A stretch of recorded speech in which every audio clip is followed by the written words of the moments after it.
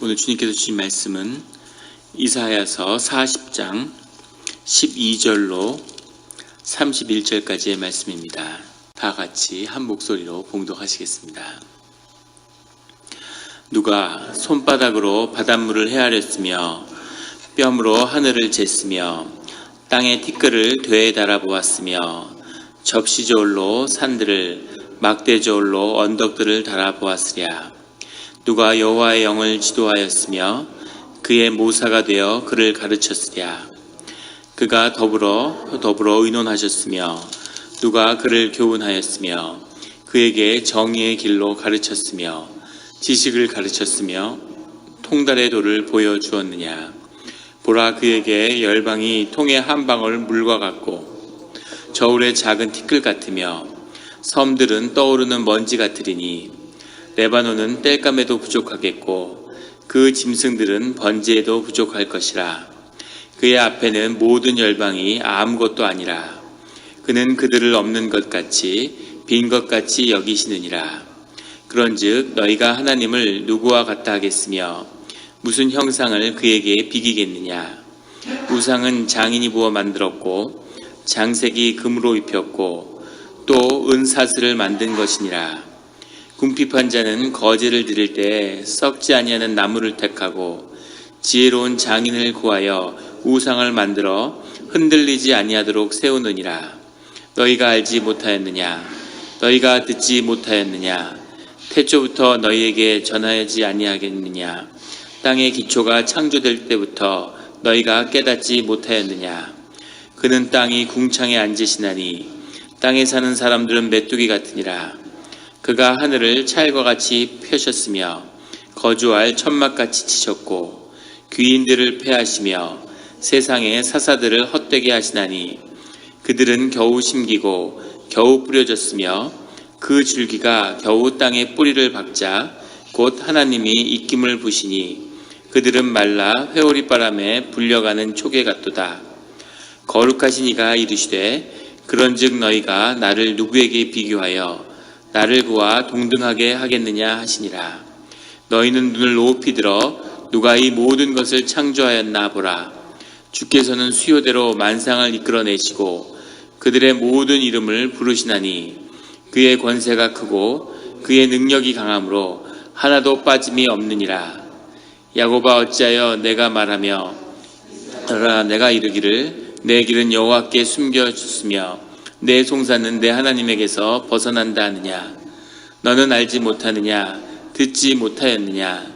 영원하신 하나님 여호와 땅끝까지 창조하신 이는 피곤하지 않으시며 곤비하지 않으시며 명철이 한이 없으시며 피곤한 자에게는 능력을 주시며 무능한 자에게는 힘을 더하시나니 소년이라도 피곤하며 곤비하며 장정이라도 넘어지며 쓰러지되 오직 여호와를 앙망하는 자는 새 힘을 얻으리니 독수리가 날개치며 올라감 같을 것이요 다른 박질하여도 곤비하지 아니하겠고 걸어가도 피곤하지 아니하리로다. 아멘. 다 같이 기도드리시겠습니다.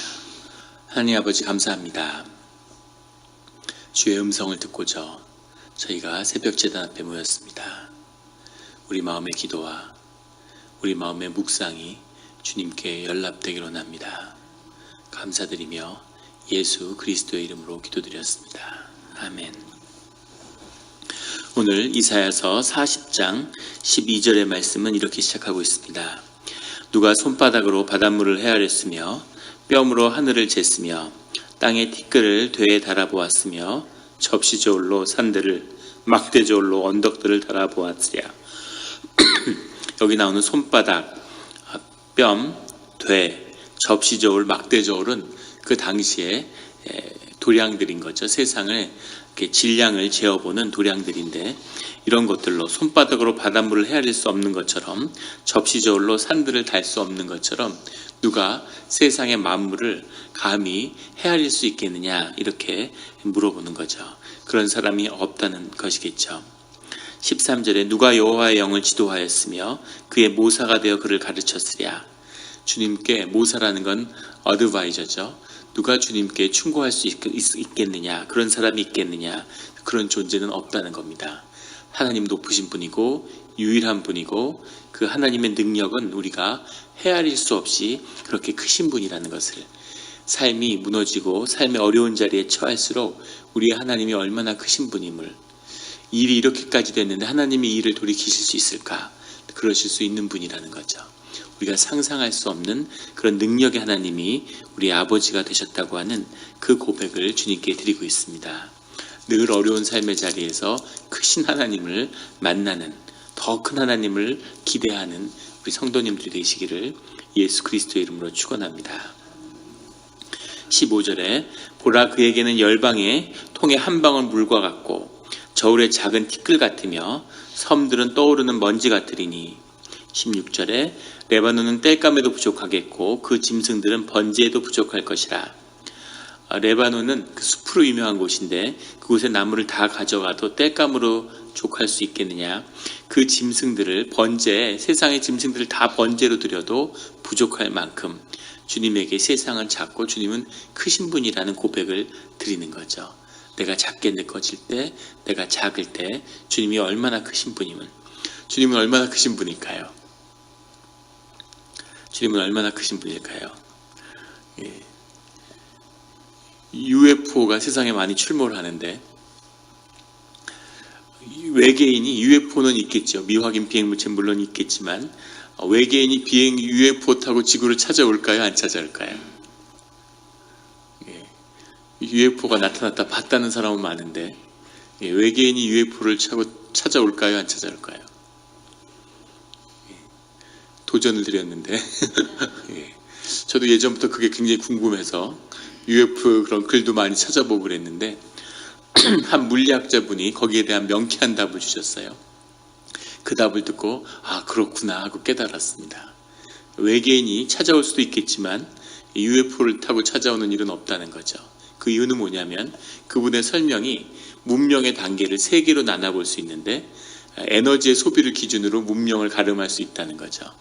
1단계의 문명은 한 행성 안에 있는 에너지를 완전히 다 쓸 수 있는, 그 행성에 다가오는, 우리 지구라고 한다면 지구에 오는 태양의 에너지를, 또 지구 안에 있는 에너지를 완전히 소비할 수 있는 그 에너지, 그 문명을 1단계의 문명이라고 그렇게 정의할 수 있답니다. 근데 지구는 아직 1단계 문명에 진입을 못했다는 거죠. 지구에 도착하는 태양 에너지를 제대로 거의 사용하지 못하고 지구 안에 있는 화석을 꺼내서 화석 연료를 태우는 한 0.6단계 정도에 와 있다고 그렇게 얘기하는 거죠. 그걸 1이라고 봤을 때 2단계의 문명이라는 것은 이런 태양을 중심으로 하는 위성에, 우리로 하면 태양계 같은 그런 것의 에너지를 완전히 사용할 수 있는 그 문명을 2단계의 문명이라고 그렇게 정의할 수 있답니다.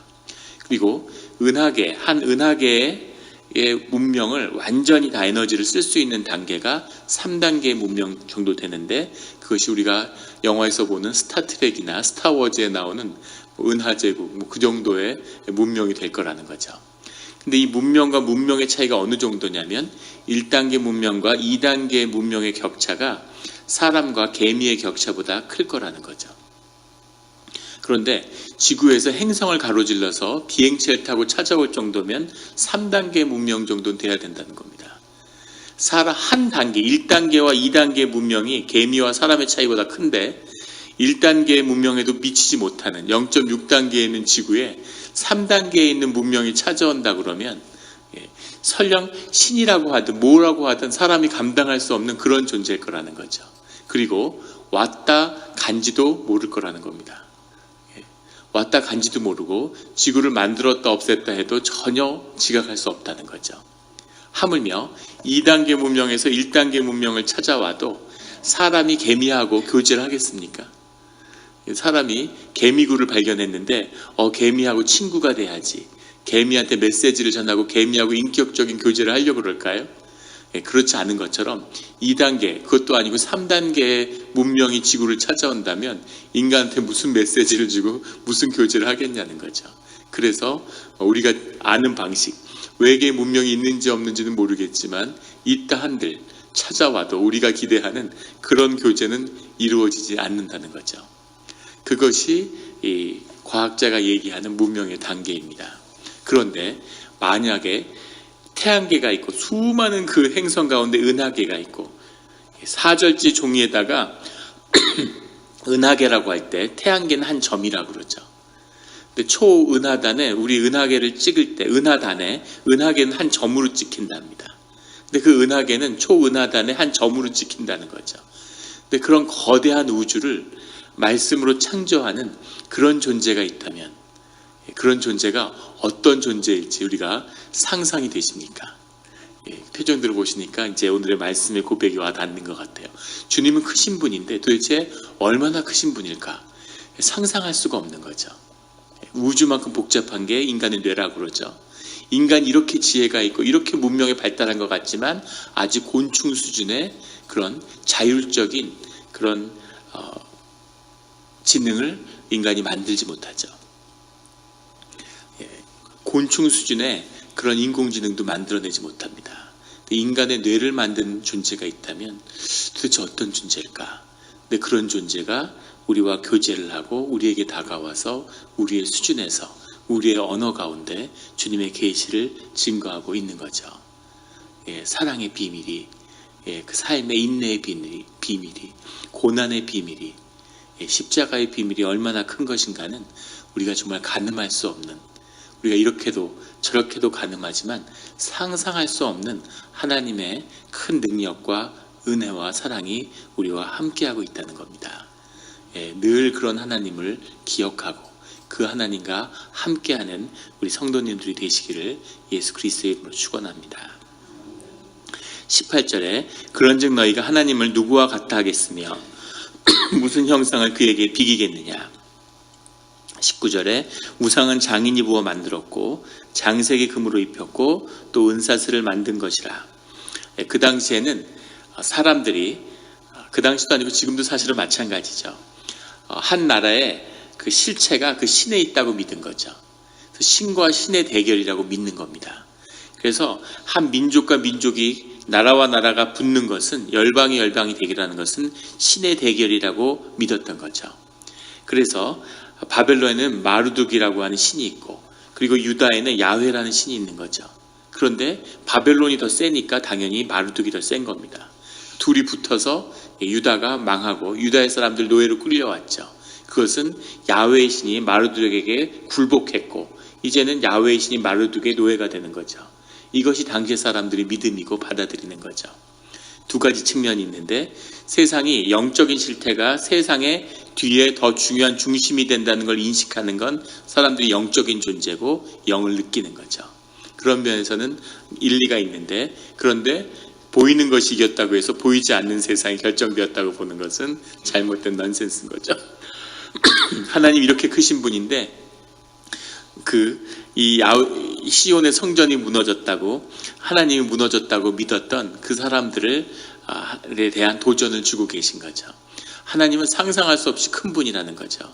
이사야가 증거하는 하나님은 자기의 민족을 하나님이 징계하셔서 그들을 끌어다가 바벨론의 노예로 만드시는 그런 하나님이었다는 겁니다.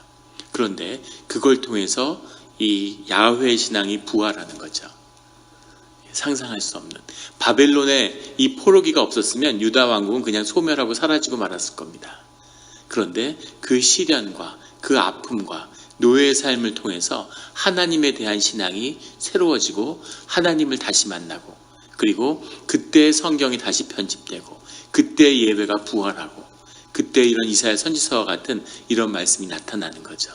이것이 하나님이 행하시는 놀라운 신비입니다. 마르둑의 신전은 지금 찾아보기도 어렵고, 그리고 바벨론은 흔적도 없이 사라졌지만, 하지만 하나님을 믿는, 여호와를 믿는 믿음은 새로워져서 지금까지도 우리가 예배 가운데 하나님을 구하고 있는 것이죠. 하나님이 이런 분이심을 기억하라는 겁니다. 늘 우리에게 도움만 주고, 늘 그건 사랑이 없는 거죠.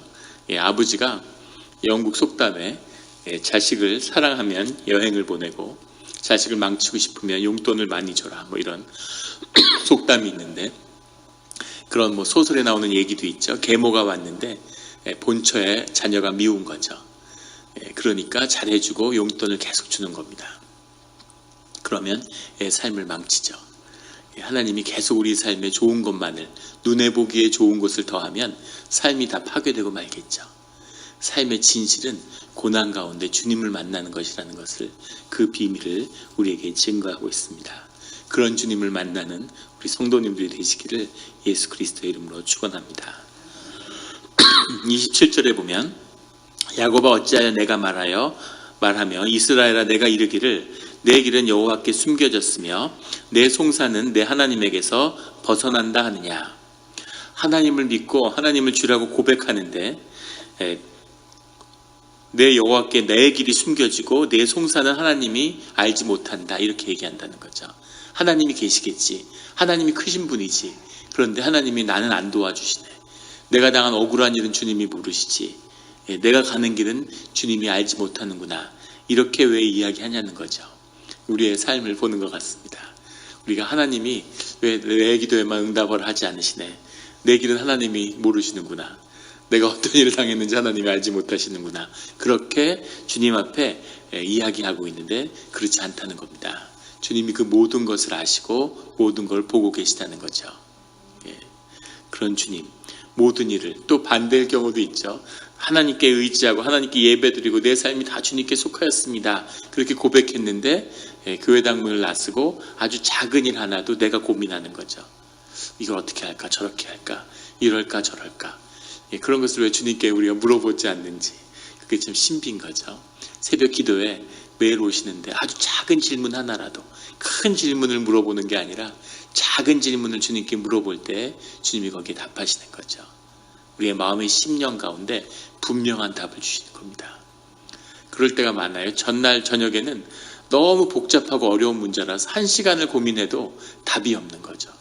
점점 미궁 속에 빠져드는 것 같은 그런 어려운 문제에 봉착한 것 같은데, 다음날 눈을 뜨자마자 침대 머리맡에 앉아서 기도를 하는데 그 순간, 정말 1초 2초도 안 되는 것 같아요.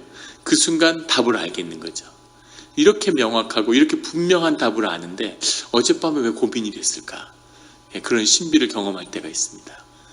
그래서 그걸 항상 주님께 의뢰하고 물어봐야 되는 거죠. 새벽에 기도하는 동안은 일생에 아무 문제가 없으실 겁니다. 그런 주님의 인도하심이 늘 함께하기를 예수 그리스도의 이름으로 축원합니다. 29절에 피곤한 자에게는 능력을 주시며 무능한 자에게는 힘을 더하시나니, 30절에 소년이라도 피곤하며 곤비하며 장정이라도 넘어지며 쓰러지되, 31절에 오직 여호와를 앙망하는 자는 새 힘을 얻으리니 독수리가 날개치며 올라간 같을 것이요.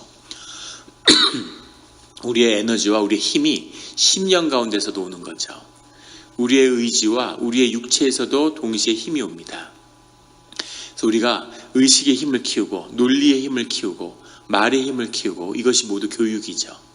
교육의 힘은 우리의 의식의 힘을 키우는 겁니다. 의식의 힘이라는 건 언어의 힘이죠. 논리의 힘입니다. 사고의 힘이죠. 그래서 그걸 키우는 것에 집중돼 있어요. 그래서 그 시기에, 아이들이 자라는 시기에 그런 것을 경험하는 것은 아주 필요하고 좋은 것이죠. 저는 중고등부나 이런 산에 가서 무슨 방언하고 이런 것을 좋아하지 않는데 굉장히 위험한 일이기 때문입니다. 의식이라고 하는 것, 무의식과 영을 키워야 하지만 그것을 결국은 받아들이는 건 우리의 의식이죠. 하나님이 영을 통해서 계시를 주시지만 그것을 알아듣고 무슨 말인지 듣는 건 우리의 의식입니다. 그래서 교육과 언어가 중요한 거죠. 그래서 아이들 때는 책을 읽고 사고력을 키우는 게 아주 중요하죠. 그래서 그 힘으로 세상의 도전에 맞서는 거죠. 그런데 그 힘이 약화되고 의식의 힘이 약해지고 40이 넘으면 이제 삶이 계속 걷잡을 수 없는 하강기에 접어든다는 거죠. 육체의 힘도 떨어지고 의식의 힘도 떨어지고 사고의 힘도 떨어집니다. 그런데 그러면서 동시에 영이 점점 올라오는 거죠. 우리 안에 숨어있던, 알지도 못했던 그런 심혼이 점점 올라옵니다. 그 우리 안에 있던 그림자와 상처들이 점점 커지는 거죠. 어렸을 때 경험했던 상처가 나이가 드니까 자꾸 점점 더 아파지고 생각이 나고 마음이 울적해지고 드라마를 보면 자꾸 눈물이 나고 우리 의식의 힘이 자꾸 약해지는 거죠. 그런데 하나님의 새로운 삶을 향한 부르심인 거죠. 세컨 라이프가 우리 눈앞에 있는 것입니다. 경험과 사회에 묶여 살았던 삶이 아니라 내 삶의 자리를, 주님의 콜링을 확인하고 그 자리에 내가 주인으로 서라고 하는 주님의 부르심 가운데 서 있는 거죠. 그래서 우리 심령이 주는 에너지, 우리 심령에서 올라오는 그 라이프 포스라고 그러잖아요. 심리학자들은 그 힘을 경험해야 되는 거죠. 이것이 주님이 주시는 능력이고 힘입니다. 내 능력으로, 내 힘으로 하는 사람은 30대에도, 빠르면 30대, 아무리 힘이 넘치는 사람도 50대, 60대가 되면 꺾이는 거죠. 그런데 심령이 열려서 이 심령 가운데 올라오는 이 힘을 얻는 자들은 오늘 말씀처럼 새 힘을 얻어서 독수리가 날개치는 것처럼 올라간다는 겁니다. 그런 신앙의 믿음의 영웅들을 보게 돼요. 70에, 80에, 90에 새로운 도전으로 나아가는 거죠. 예전에 한 청년이 와서 상담을 하는데, 교회 섬기던 교회에 와서 뭐 자기 진로와 그런 거에 대한 얘기를 하는 거죠. 사실은 이제까지 부모 때문에 이런 걸 했는데 내가 하고 싶은 건 다른 거였고 뭐 이렇게 얘기를 쭉 하는 거죠. 그 얘기를 듣다가 그럼 그걸 하면 되지 뭐가 문제냐 이렇게 물어보니까 자기가 이미 25이기 때문에 새로운 삶을 살기엔 늦은 것 같다고 그러더라고요.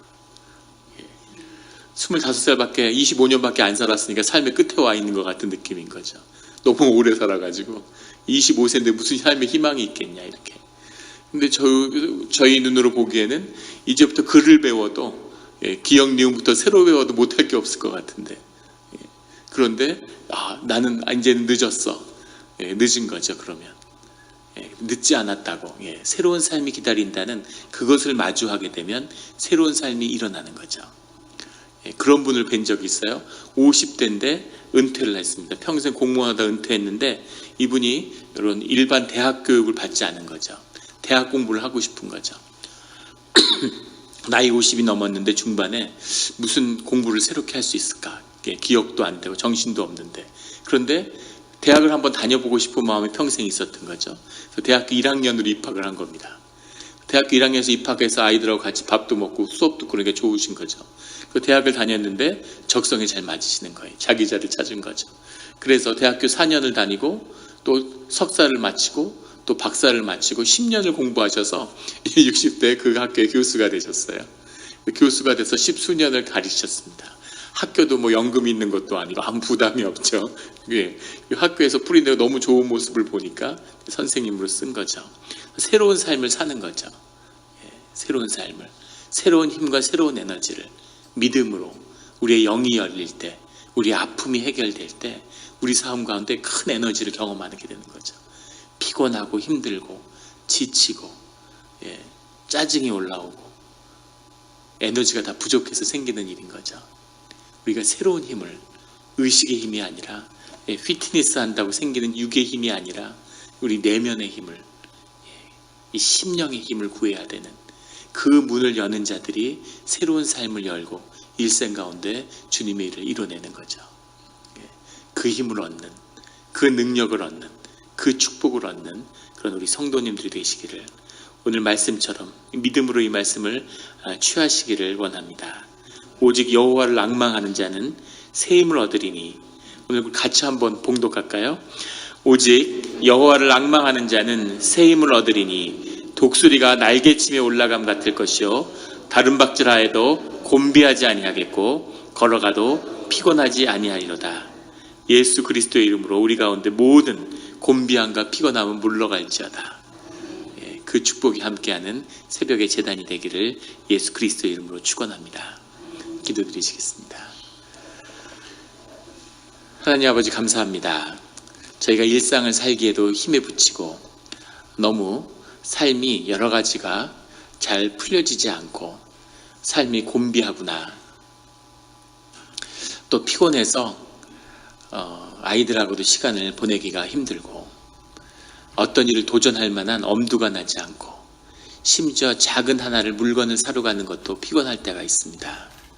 주님, 우리의 영을 여시고 우리가 심령 가운데 내 자신을 만나고 하나님의 형상을 발견하는 그 안에는 생명의 비밀이, 이 에너지의 비밀이 있는 것임을 발견하게 하여 주시옵소서. 우리 안에 우리의 에너지를 잡아먹는 그 상처와 아픔들, 얼어붙은 감정들, 거짓들, 그런 것들을 모두 주 안에서 해결하게 하여 주시고 깨끗한 성전이 되어서 그 안에서 정말 파운틴처럼 샘솟는 그런 생명의 에너지를, 새벽에 저절로 눈이 떠져서 오늘 하루 가운데 어떤 도전과 삶을 살아가게 될까, 설거지를 해도 신나는, 그 안에서 주님을 발견하기 위해서 온 정성으로 그릇을 씻을 수 있는 그런 마음의 평화와 그런 하나님의 임재를 삶에서 경험하게 하여 주시옵소서. 새로운 삶을 열어주시옵소서. 첫 번째 삶은 우리의 경험과 여러 한계와 주변의 묶임과 아픔으로 어떻게 사는지도 모르고 살아왔습니다. 이제 주 안에서 나를 발견함으로 하나님이 주시는 삶의 자리에서 정말 삶의 주인이 되어서 삶과 세상을 다스리는 생명의 권세를 맛보는 그런 삶의 자리로 인도하여 주시옵소서. 감사드리며 예수 그리스도의 이름으로 기도드렸습니다. 아멘.